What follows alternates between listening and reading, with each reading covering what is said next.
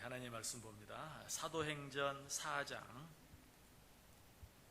32절에서 5장 11절까지 있는 말씀 보겠습니다. 사도행전 4장 32절에서 5장 11절까지 신약성경 193페이지에 있습니다. 사도행전 4장 32절에서 5장 11절까지 한 절씩 교독하겠습니다. 제가 먼저 32절 읽습니다. 믿는 무리가 한 마음과 한 뜻이 되어 모든 물건을 서로 통용하고 자기 재물을 조금이라도 자기 것이라 하는 이가 하나도 없더라.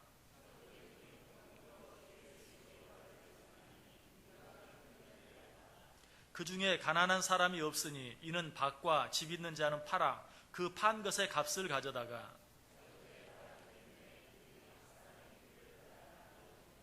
구브로에서 난 레이족 사람이 있으니 이름은 요셉이라 사도들이 일컬어 바나바라 번역하면 위로의 아들이라 하니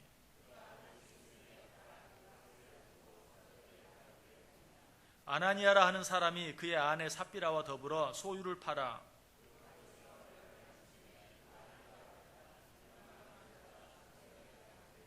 베드로가 이르되 아나니아야 어찌하여 사탄이 내 마음에 가득하여 내가 성령을 속이고 땅값 얼마를 감추었느냐.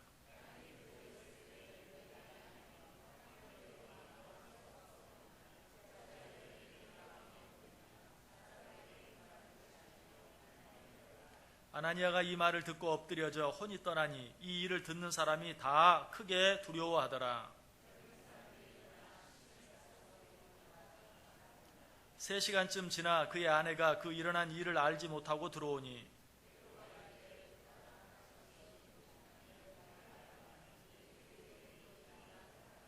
베드로가 이르되 너희가 어찌 함께 꾀하여 주의 영을 시험하려 하느냐. 보라 내 남편을 장사하고 오는 사람들의 발이 문 앞에 이르렀으니 또 너를 매어 내 가리라 하니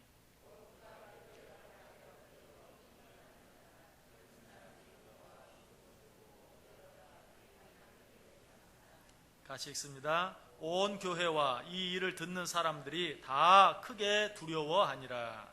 아멘. 자, 우리 옆 사람들과 한번 인사합니다. 참 잘 오셨습니다. 큰 은혜 받으시기 바랍니다. 네, 정말 잘 오셨습니다. 오늘도 여러분 모두에게 큰 은혜가 임하실 수 있기를 바랍니다. 네, 이제 우리 김선일 강사님 나오셔서 말씀 전해 주시겠습니다.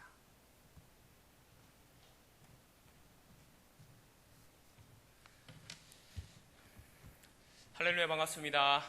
오늘도 기도하고 말씀 보도록 하겠습니다. 사랑의 주님, 은혜를 감사를 드립니다. 주님, 이 저녁에 또 주님 앞에 나와 말씀 듣게 하심에 감사를 드립니다. 주님, 부족한 종을 붙들어 주시고 정말 주님의 말씀을 전하는 담력을 더하여 주시옵소서. 아버지, 우리 모두에게 긍휼하심을 베푸사 주님의 은혜를 또 주님의 도를 알 수 있도록 은혜를 베풀어 주시옵소서. 감사드리며 예수님 이름으로 기도드렸습니다. 아멘.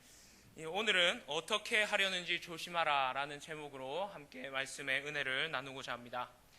예수님의 부활하심 이후부터 교회라는 공동체가 생기게 된 그 시점까지 그 출발은 성령의 역사로 가득했습니다.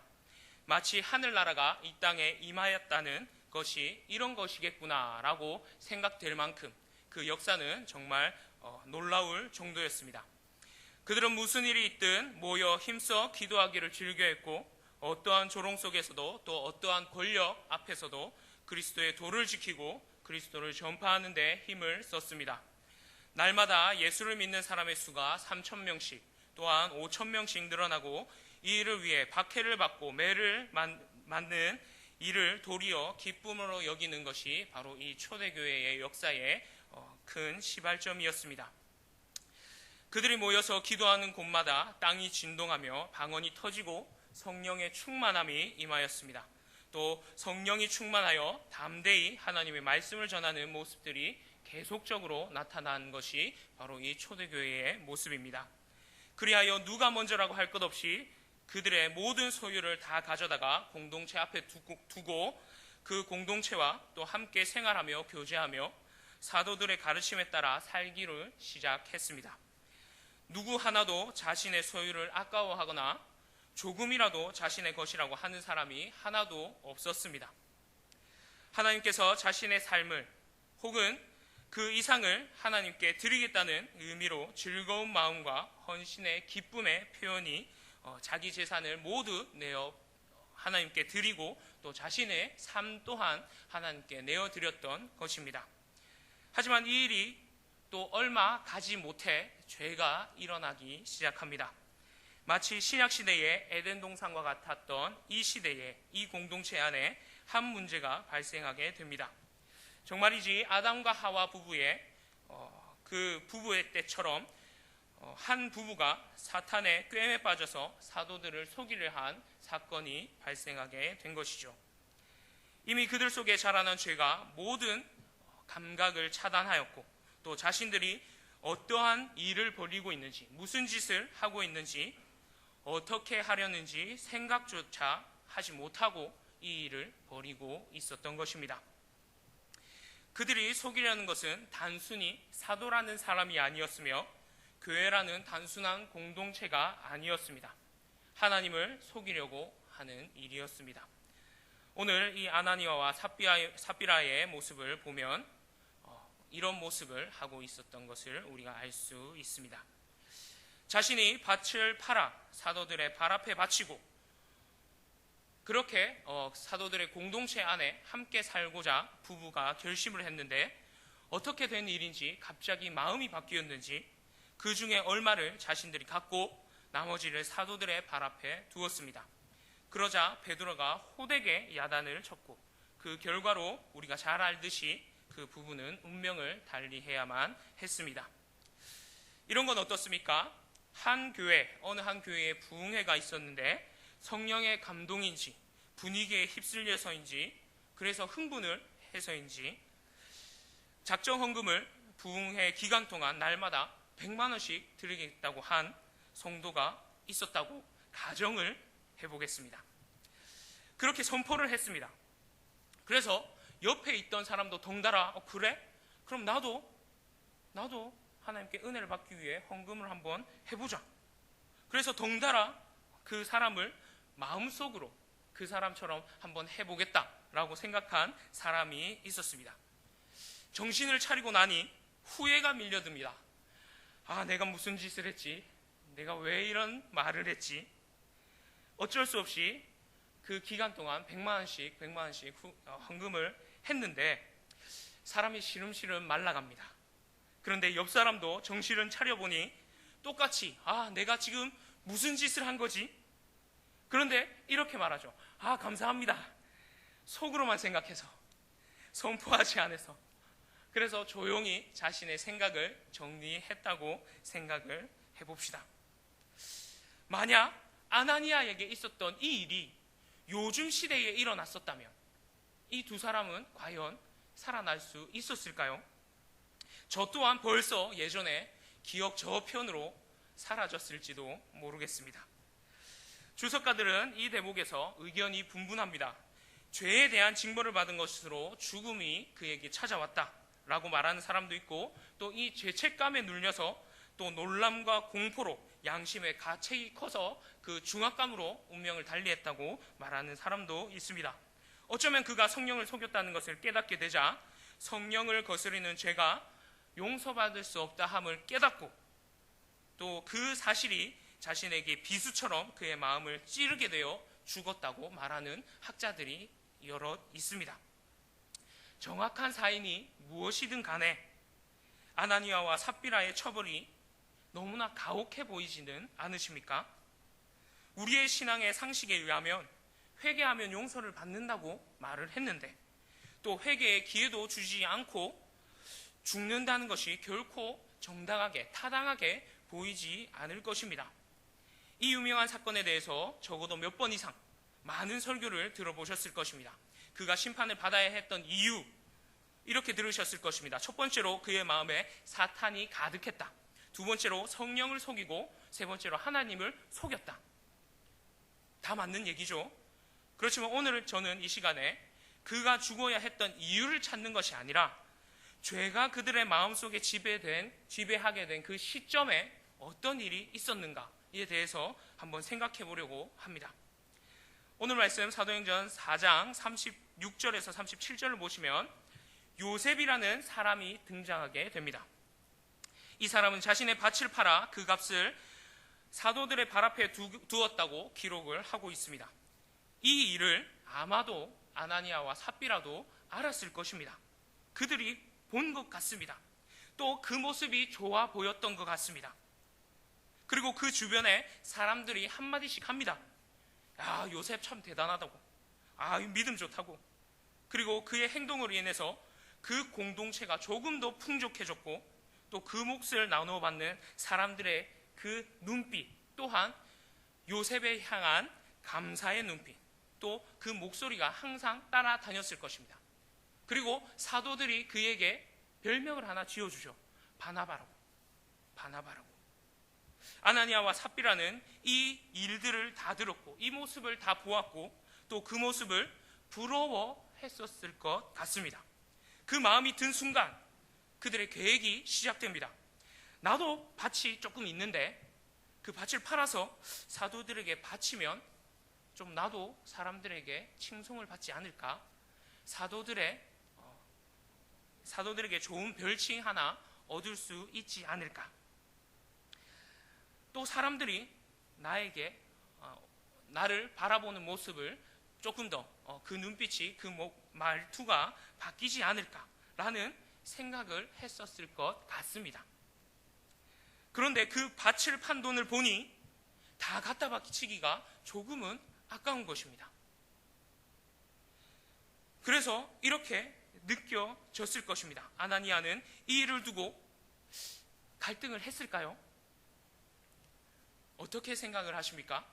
내 모든 것을 팔아서 하나님께 드린다고 했는데 당장 그렇게 바꿔서 돈을 보니 욕심이 조금 들었겠죠. 저는 이렇게 생각이 됩니다. 그 출발 자체가 하나님을 위해서가 아니었고 만약 그 출발 자체가 자신의 명성, 자신을 칭송하는 그 목소리를 인해서였다면 그는 한치도 갈등하지 않았을 것입니다. 그것은 그의 도구일 뿐이었죠. 하나님께 어떻게 하겠다라는 그의 소원이 아니었습니다. 그냥 자신이 그렇게 되었으면 좋겠다 하는 바람일 뿐이었었던 것이죠. 자신들이 칭송을 받되 그 내 소유를 그나마 유지할 수 있는 방법이 무엇일까에 대해서 생각을 했었을 것입니다. 그렇습니다. 그는 확실히 사람들의 칭송을 받기를 원했던 것 같습니다. 사람들에게 인정받기는 원했지만 자신의 소유가 아까워서 얼마를 감추었을 것입니다. 소유를 감추어서 다른 사람들을 속였습니다. 특히 하나님의 사람 사도를 속이려 했고 하나님이 계신 교회를 속이려 했습니다.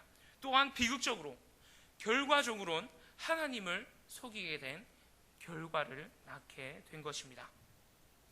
그가 저지르게 된 이 잘못은 하나님을 속였다는 일의 결과 이전에 그가 그 일을 하는데 하나님에 대해서 어떻게 하려는지 생각을 하지 않았던 것, 거기서부터 출발을 하게 된 것이죠. 다시 말씀드리겠습니다. 그가 이 일을, 이 생각을, 행동을 하게 된 이전에 하나님에 대하여 어떻게 하려는지를 돌아보지 않고 그저 자신의 마음에 내키는 대로, 자신의 생각대로 그렇게 이 일을 시작했던 것입니다. 혹시 우리의 모습은 어떻습니까? 하나님의 일이라는 이름으로 포장하고 차라리 안 하는 이만 못한 일들을 하고 계시지는 않으십니까? 하나님의 이름을 위해서 하는 일인지 자신의 이름을 위해서 하는 일인지 우리는 항상 그 초점을 하나님께 대하여 어떻게 하려 하는지에 맞춰야 하는 것입니다. 여기서 저는 잠시 오늘 본문에서 나오진 않았지만 가말리엘이라는 사람을 짚고 넘어가고자 합니다. 오늘 말씀 가운데 있습니다. 5장 34절 말씀에 의하면 그는 바리새인이었고 율법 교사로 모든 백성에게 존경을 받는 자라고 기록되어 있습니다. 극단적인 분위기에 휩쓸리지 않는 사람으로 보여지며 무엇을 중요하게 여겨 판단해야 할지 아는 사람으로 나타나고 있습니다. 공회에 끌려오게 된 사도들과 또 공회원들 간의 갈등이 극에 달했을 때 공회원들은 사도들이 예수를 증거한다는 말을 듣고 크게 노하여 이성의 끈을 놓게 되는 지경에 이르렀습니다. 그래서 이전에 백성들의 눈치를 살폈고 또 자신들의 안위를 위해 매번 놓아주었던 이 사도들을 이제는 철저히 죽이려고 했던 공회의 모습을 볼 수 있습니다. 이때 모든 백성에게 존경을 받는 가말리엘이 일어나서 한마디로 공회원들의 분노를 잠재우는 것을 우리가 볼 수 있는데요. 이 말은 사람들에게 대하여 어떻게 하려는지 조심하라고 하는 말을 하고 있는 것입니다. 오늘 말씀 5장 35절 말씀을 함께 읽었으면 좋겠습니다. 5장 사도행전 5장 35절 말씀 다 함께 있습니다. 말하되 이스라엘 사람들아 너희가 이 사람들에 대하여 어떻게 하려는지 조심하라. 아멘. 그리고 38절 39절 말씀도 함께 보도록 하겠습니다. 38절 39절입니다.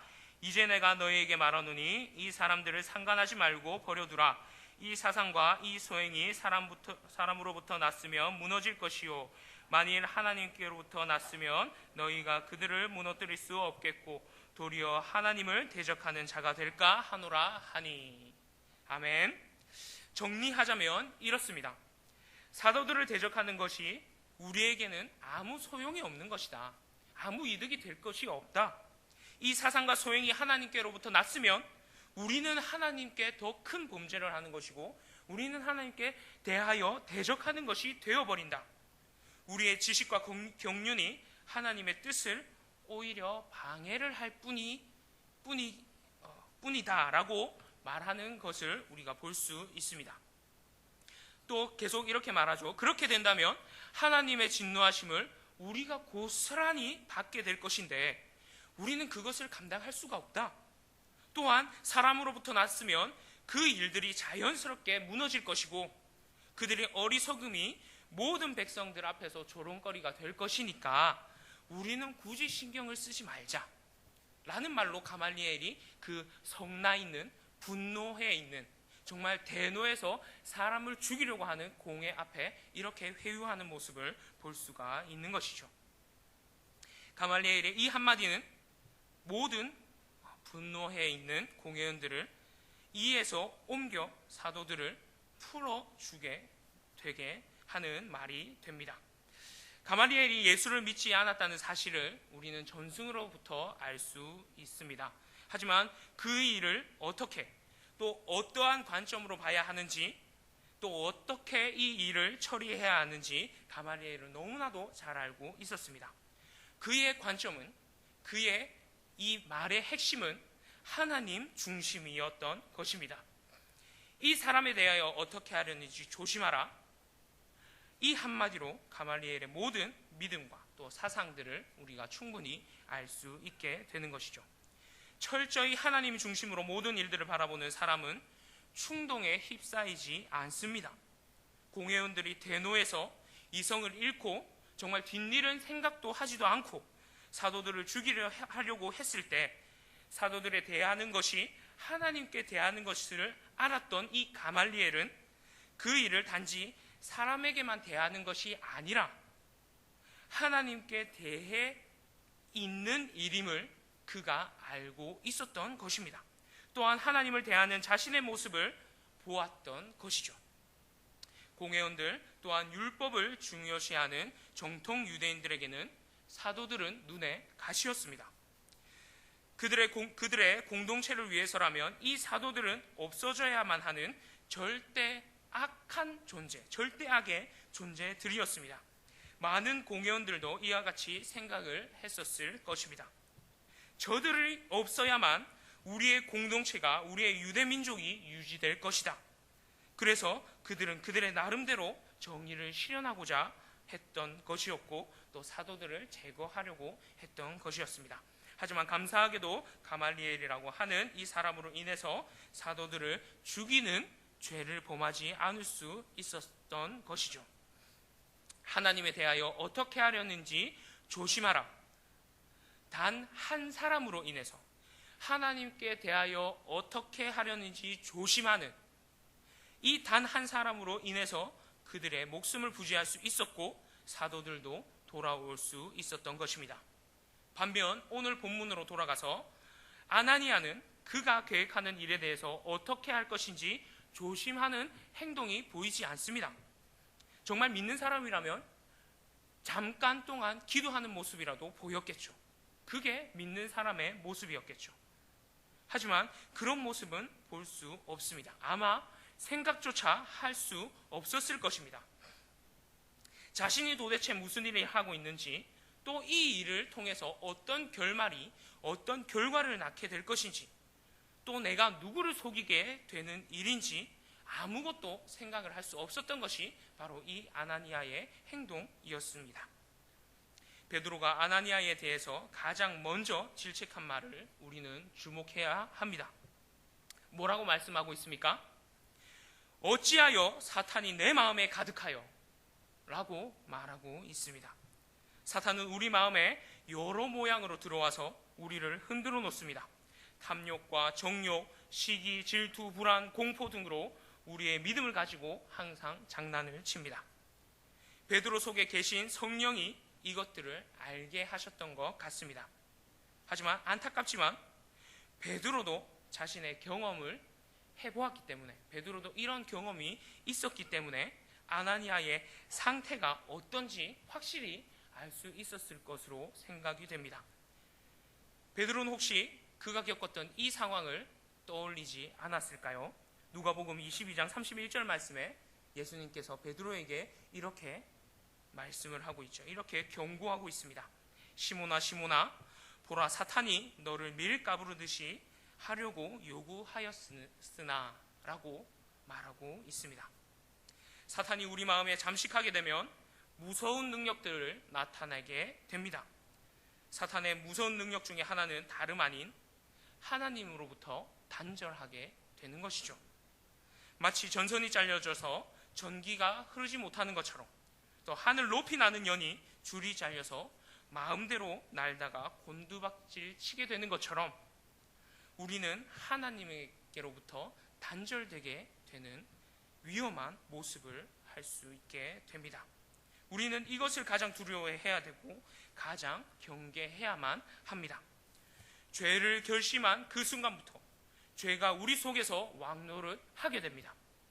마치 기억의 한 부분을 지워버린 것처럼 물을 자르거나 두부를 자르는, 정말 그렇게 깔끔하게, 정말 군더더기 없이 깔끔하게 잘려나가 하나님께로부터 받았던 은혜, 하나님께로부터 받았던 사랑, 또 하나님이 나와 함께 계심, 하나님의 임재, 이 모든 것들을 상실하게 됩니다. 망각하게 되는 것이죠.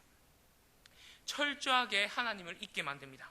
하나님에 대하여 우리가 어떻게 해야 옳은 것인가를 생각할 수조차 없게 만들게 되는 것입니다.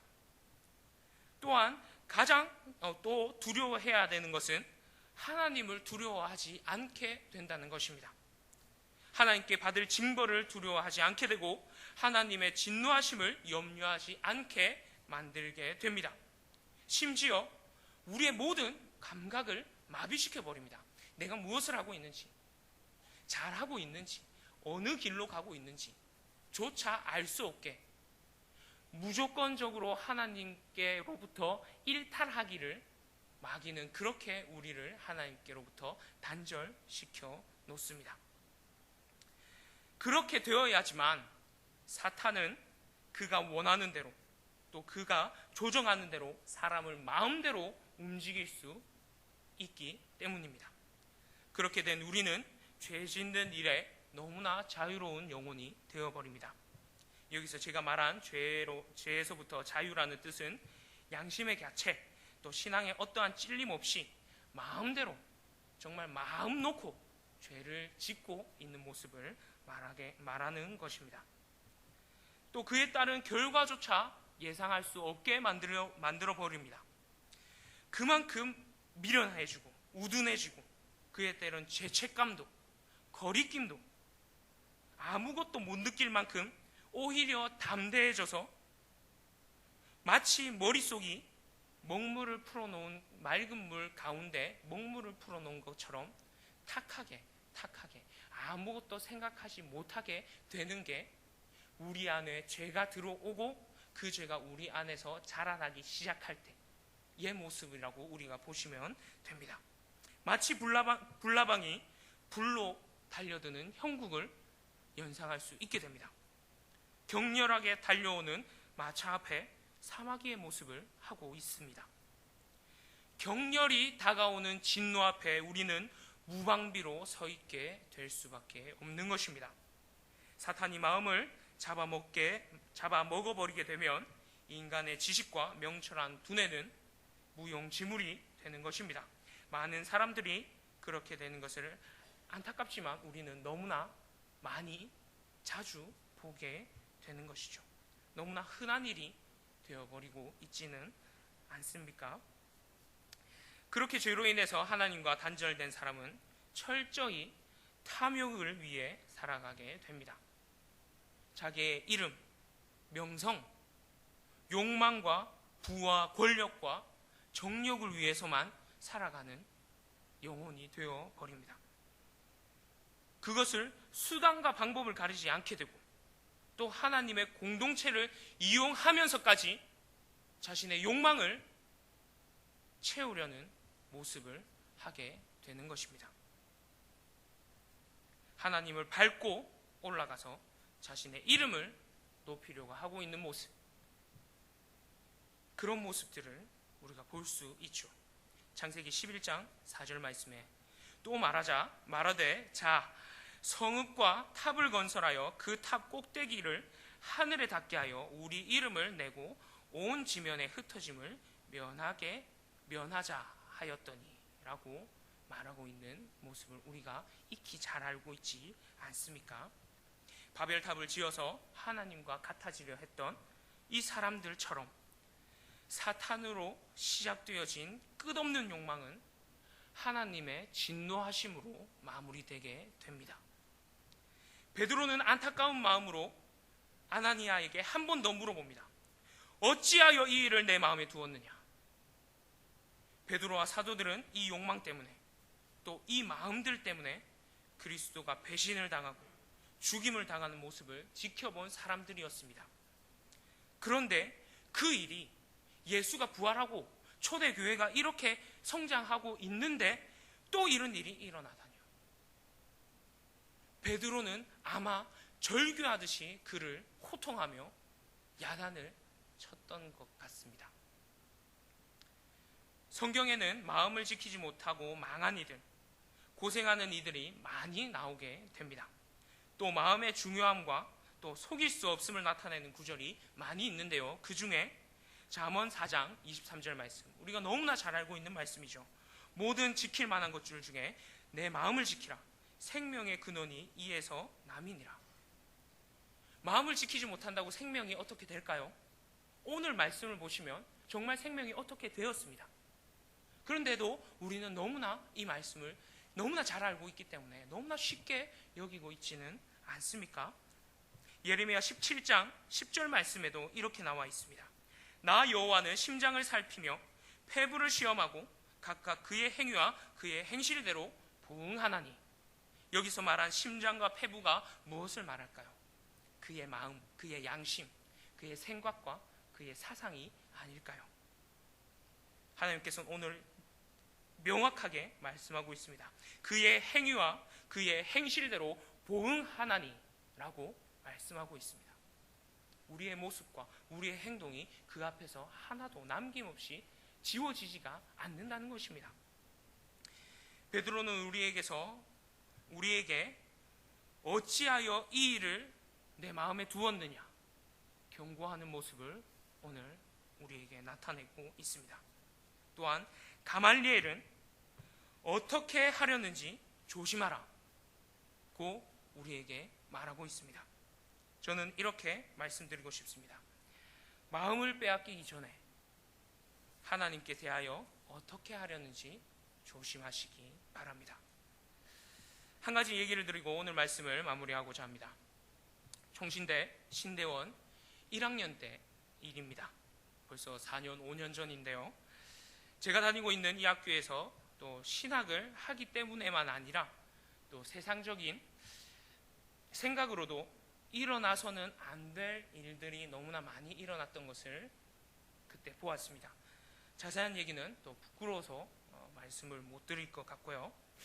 하루는 점심시간에, 점심 채플 시간에 한 구약학 교수님께서 이런 문제들을 다 내려놓고 설교를 하시면서 북받치는 감정에 강대상을 꽉 내리치시면서 한마디를 하셨는데, 그 말씀이 제 마음에 비수가 되어 아직도 기억을 하고 있습니다.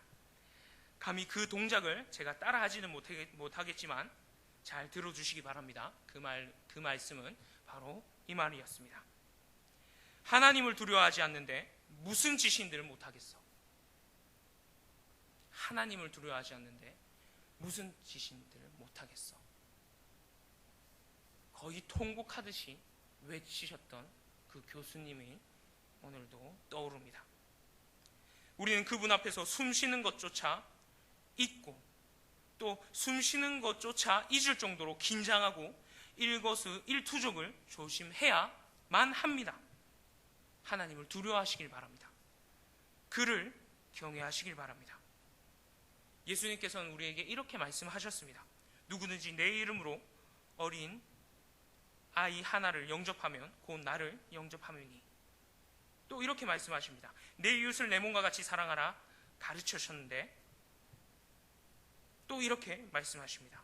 누구든지 하나님을 사랑하노라 하고 그 형제를 미워하면 이는 거짓말하는 자니 보는 바 그 형제를 사랑하지 않는 자가 보지 못하는 바 하나님을 사랑할 수 없느니라. 이런 말씀을 우리에게 해주시고 계시죠. 우리는 첫째로 사람에 대해, 둘째로 공동체에 대해, 셋째로 하나님의 사람에 대해, 넷째로 하나님에 대해 어떻게 하려 하고 계십니까?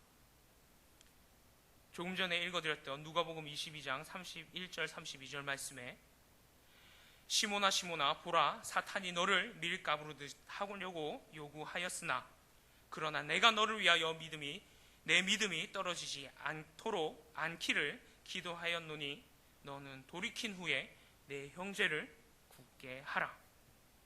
예수님께서는 이렇게 우리에게 말씀하십니다.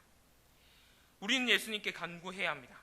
사단이 우리를 밀가부르듯 하지 않기 위해서, 그렇게 되지 않도록 예수님께 간구해야만 합니다. 우리의 나약함을 인정하고 우리의 힘으로 우리의 마음을 지킬 수 없음을 고백하고 믿음이 떨어지지 않도록 굳게 붙들어 달라고 날마다 기도하며 살아야 합니다.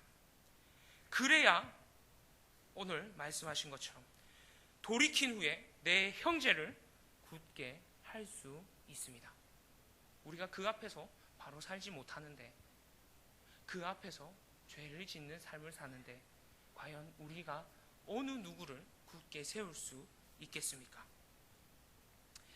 이럴 때 주님께서는 그러나 내가 너를 위해 믿음에 떨어지지 않기를 기도하였노니 라고 말씀하신 것처럼 우리를 위해서 친히 기도해 주시고 우리의 마음을 음부의 권세가 이기지 못할 반석처럼 굳게 세워주실 줄 믿습니다.